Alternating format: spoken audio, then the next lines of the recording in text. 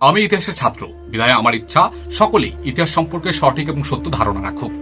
সুলতান মাহমুদের ভারত অভিযান নিয়ে একটু কথা বলি। প্রথম অভিযান 1000 সালে প্রথম অভিযানে জালালাবাদ মানে লামঘান অঞ্চল এবং পেশোয়ারের মধ্যবর্তী খাইবার গিরিপথের শহরগুলো অধিকার করে বসেন। দ্বিতীয় অভিযান 1001 সালে তিনি পেশোয়ারের যুদ্ধে রাজা জয়পালকে পরাজিত করেন। এরপর তিনি ওয়াই হিন্দে অভিযান চালান এবং তা ধ্বংস করে ফেলেন।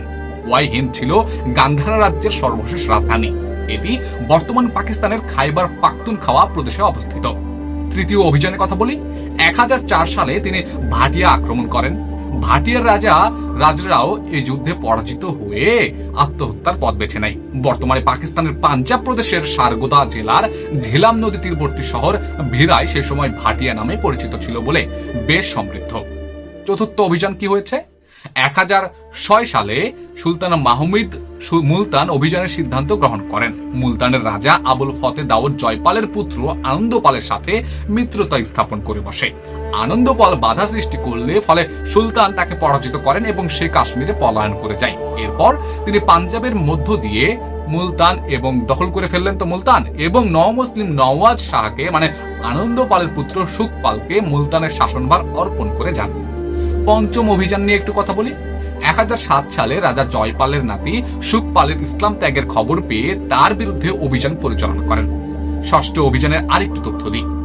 1008 সালে রাজা আনন্দপাল উজ্জয়ন, গোয়ালিয়র, কনৌজ, দিল্লি ও আজমিরের হিন্দু রাজাদের নিয়ে সুলতান মাহমুদের বিরুদ্ধে যুদ্ধে অবতীর্ণ হন।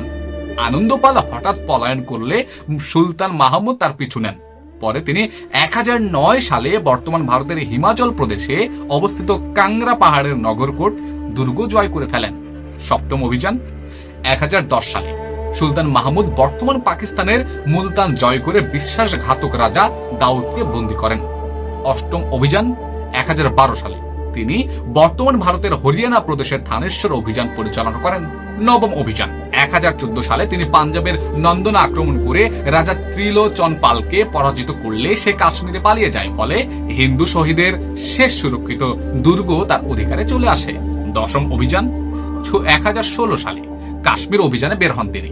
পাঞ্জ নদীর তীর ধরে অগ্রসর হয়ে পীর পাঞ্জাল পর্বতমালায় তোষাই ময়দান নামক একটা গিরিপথে অবস্থিত লোহকোট দুর্গ অবরোধ করে প্রচন্ড শীতের কারণে তিনি ব্যর্থ হয়ে যান।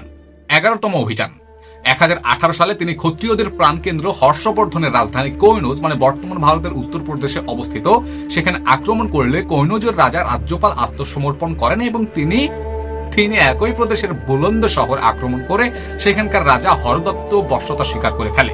এরপর তিনি মহাবন আক্রমণ করে মহাবনের রাজা কালাচাঁদ পলায়ন করে বসেন।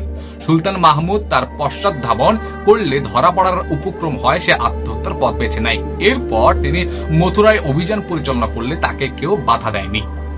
12তম অভিযানের কথা একটু আপনাকে স্মরণ করিয়ে দিই।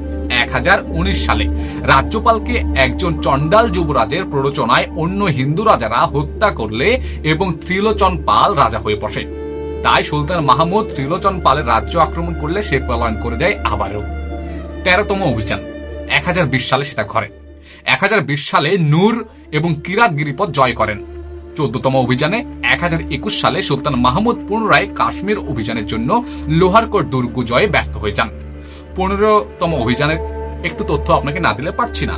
1022 সালে তিনি বর্তমান ভারতের মধ্যপ্রদেশের গোয়ালিয়র ও উত্তরপ্রদেশের কালিঞ্জর দুর্গ জয় করে ফেলেন। কালিঞ্জর অভিযানের পথে লাহোরের রাজা তার পথ আটকালে লাহোর জয় করেন, ফলে সমগ্র পাঞ্জাব মুসলমানদের অধীনে চলে আসে। 16তম অভিযান 1023 সালে ঘটে। তিনি মুলতান ও রাজপুতানার দুর্গম মরুভূমি অতিক্রম করে গুজরাটের সোমনাথ নামক মন্দিরে অভিযান চালান। 17তম অভিযান কি? 1027 সালে তিনি মুলতান জাটদের বিরুদ্ধে অভিযান চালান।